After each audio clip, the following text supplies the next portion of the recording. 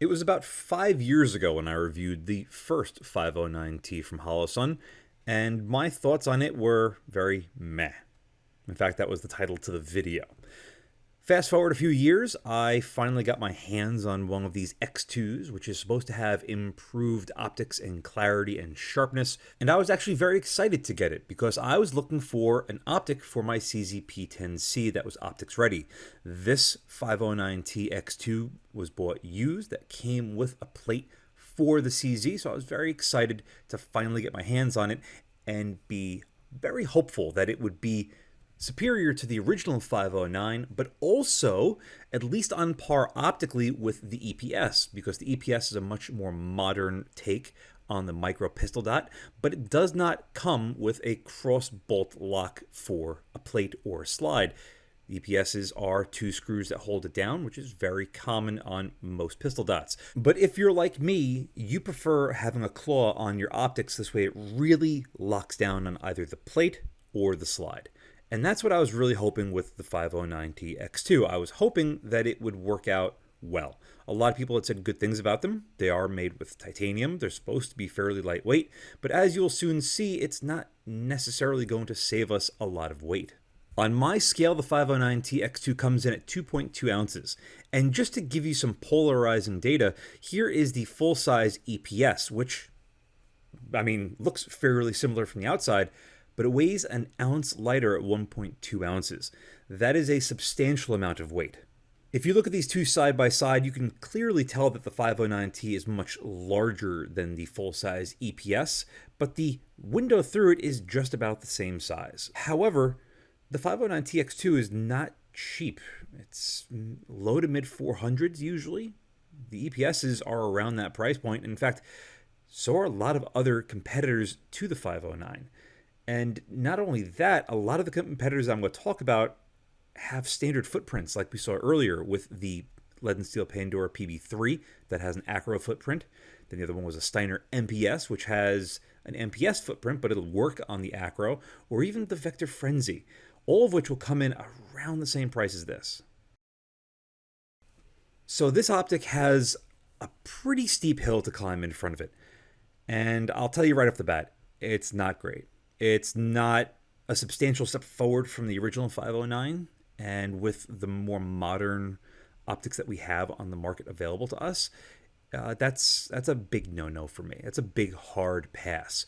Currently, the eye relief is set up for that of being used with a magnifier on an AR-15, so we're going to throw a magnifier on this and take a look at it.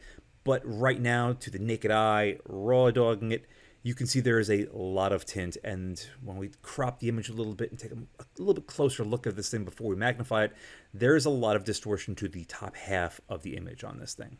The red dot itself looks pretty good. It's more or less round. A lot of the older Holosun stuff that I had reviewed, the dot was not perfectly circular. It was oblong, like an oval, rugby ball, however you want to phrase it, but it was never all that good, especially under magnification.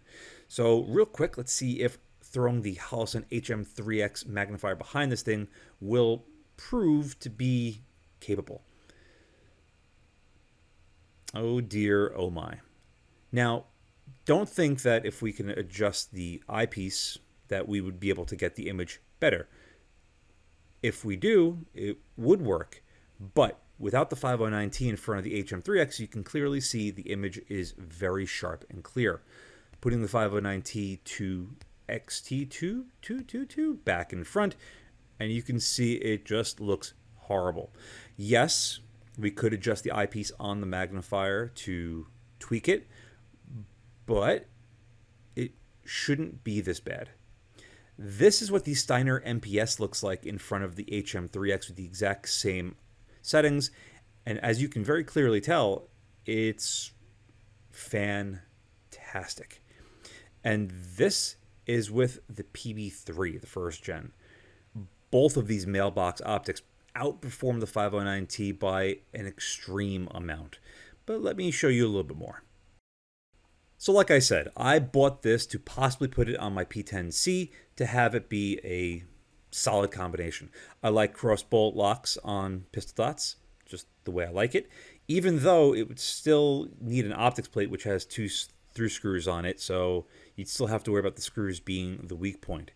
Nevertheless, I still shot with this thing actually quite a lot. I put a couple hundred rounds through it, and I found that I was still capable of shooting the pistol well, but not as confidently as I would like.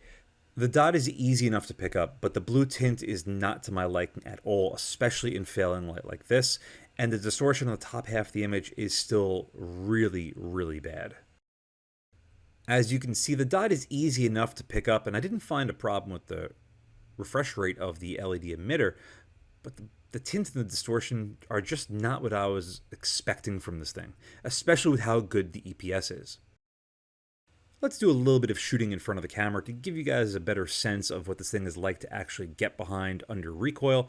There's a heavy amount of distortion going on. The tint is not wonderful, like I've mentioned way too many times already. The dot is fine.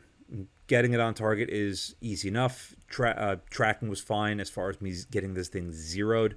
But one thing I did notice that I had a hard time with was just like that, if I missed my target when I was trying to zero this thing, I couldn't pick up or tell where my splash was hitting. With a lot of the other pistol sights, I haven't really had that issue. To further kick the 509T while it's down, on the left is the full-size EPS, and on the right is the 509T. As you can see, the EPS is wonderful, very flat, very sharp, very clear, and with very minimal distortion and or image shift.